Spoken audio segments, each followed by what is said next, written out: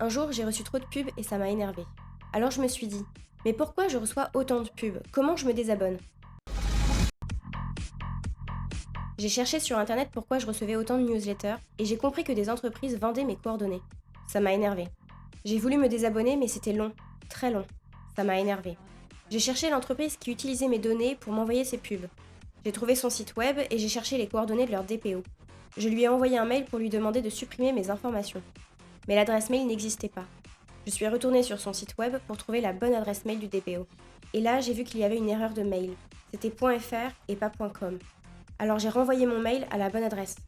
Et j'ai attendu, attendu et encore attendu. Un jour, j'ai eu une réponse.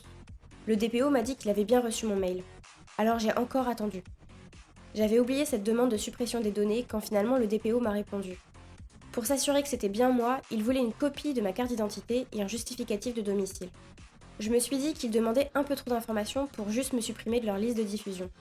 Je lui ai répondu qu'il n'avait pas besoin de ces informations tant qu'il n'avait pas de doute raisonnable sur mon identité et qu'il devait répondre à ma demande d'exercice des droits sous un mois maximum selon l'article 12 du RGPD.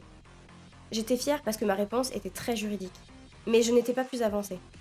J'ai attendu que le DPO me réponde. Encore et encore. Finalement, il m'a confirmé la suppression de mes données et ma désinscription à leur newsletter. Et là, j'étais fière parce que je n'allais plus recevoir leurs pubs. Mais il me restait encore 356 newsletters à me désabonner. Bref, j'ai exercé mes droits RGPD.